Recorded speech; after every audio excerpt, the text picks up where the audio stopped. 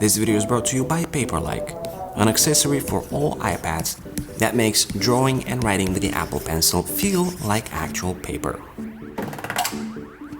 What you're looking at is the almost 11-inch iPad Pro, also known as the latest iPad Air, which if in the same color can be easily confused with the current generation 11-inch iPad Pro and maybe even more with the old generation 2018 model, given the single camera on the back. This is the latest tablet that Apple has to offer in the more competitive segment, and with it, the company sort of cannibalizes the old-time favorite 11-inch Pro model, or so many of us think. Now, if I was asked which tablet I would recommend, 9 times out of 10, it would be the iPad Air 4, and not the Pro. But am I right? When does the 11-inch Pro model make sense, given the new kid on the block? Let's find out.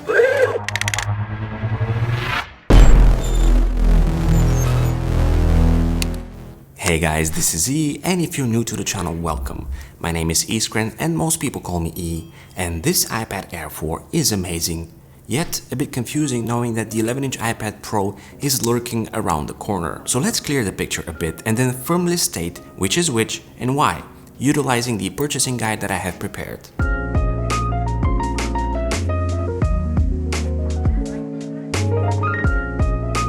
The iPad Air 4 uses the same body and design cues as the 11-inch iPad Pro, yet it comes $200 cheaper in its entry level, starting at $599 for a 64GB entry model. It can still be used with the Magic Keyboard or most other 11-inch Pro model accessories and supports the second generation pencil.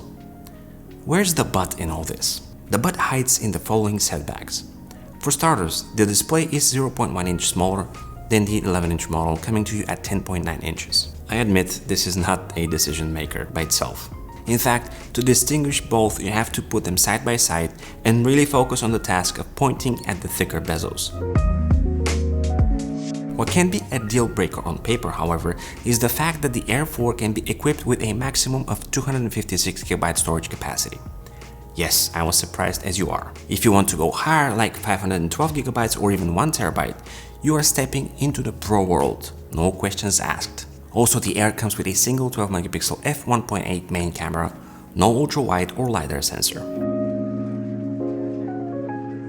On the front, since the Air is not FaceTime equipped, you can expect standard FaceTime HD camera, no true depth, no portrait mode or lighting, and of course no Animoji or Memoji.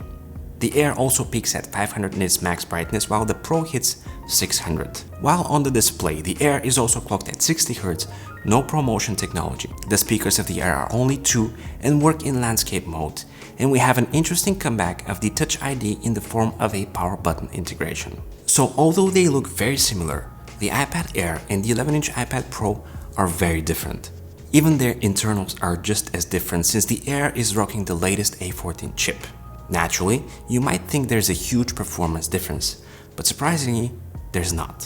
Where the Air might feel snappier for some lighter tasks and apps, the Pro with its older chip and more cores can catch up when it comes to heavy lifting. In reality, both tablets are plenty powerful for pretty much anything you throw at them.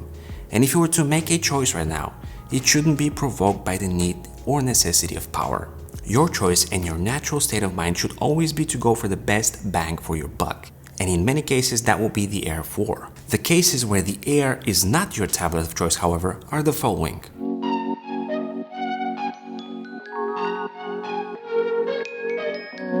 First, you need a bigger tablet.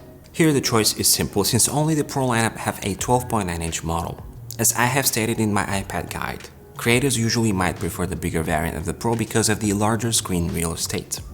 Also, people who use the iPad as their main computer will most likely go for the 12.9-inch model as well. Second, when it comes to storage capacity, all to my surprise, the iPad Air 4 caps at 256GB. I didn't see that coming, but I guess Apple is also trying to justify jumping over to the Pro lineup when you want to go higher in the storage department. Also, higher storage means more RAM, and the Pro is shining here because of its 6GB memory instead of 4.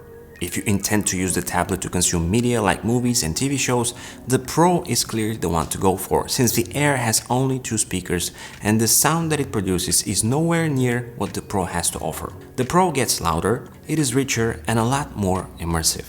Also for gaming, the Pro is a better choice because of its ProMotion and higher refresh rate.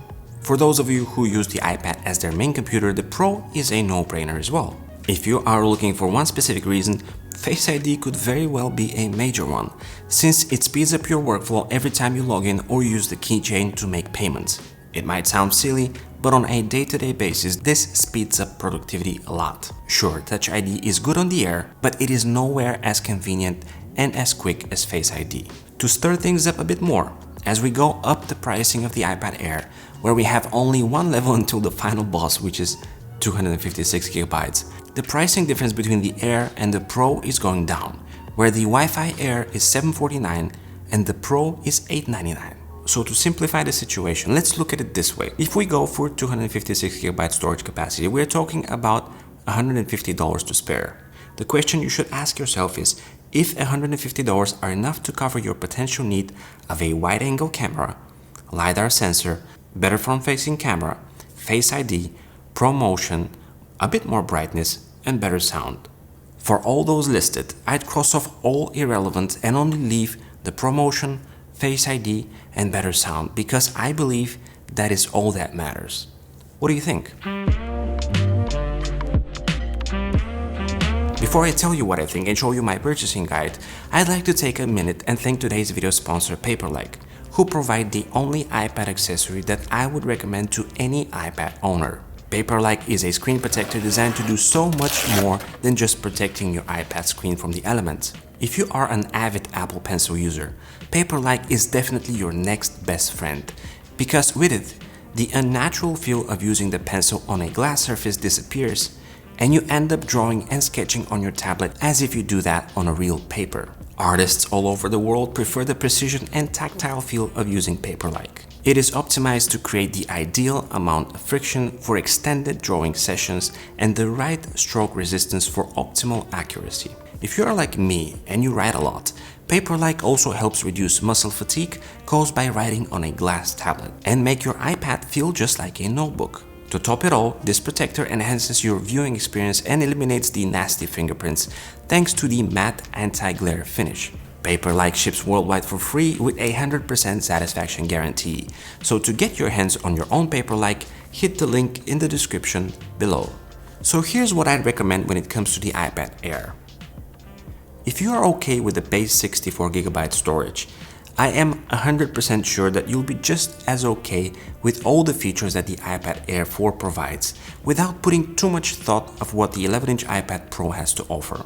If you want to go specifically for 128GB of storage, the Pro is your only choice, but it's still $50 more on top of a fully spec'd out Air 4 with 256GB of storage. So for both 128 and 256GB needs, go for the iPad Air, unless ProMotion and sound quality are really important to you, as well as Face ID. For the majority of people, however, the Air is perfect. If you want to go above 256GB, the choice is clear: the iPad Pro. This is the current stage of the iPad Air. Almost caught up to the Pro in many angles, but temporary. Apple is always pushing the boundaries of technology, primarily in their most expensive and exclusive segment. In recent years, that is the Pro segment, which means that this overlap and conundrum is temporary until the new Pro lineup comes along, distinguishing itself yet again from the current iPad Air 4. But for now, if none of the above stated factors are your factors, luckily for many of us, the Air is the perfect Pro. If you enjoyed this video and you are willing to help the channel, be sure to give it a thumbs up and even share it. More iPhone 12 and iPad videos are coming in shortly, as well as tons of other tech-related content, so you might want to consider subscribing. It's been an absolute pleasure. This is Z, over and out.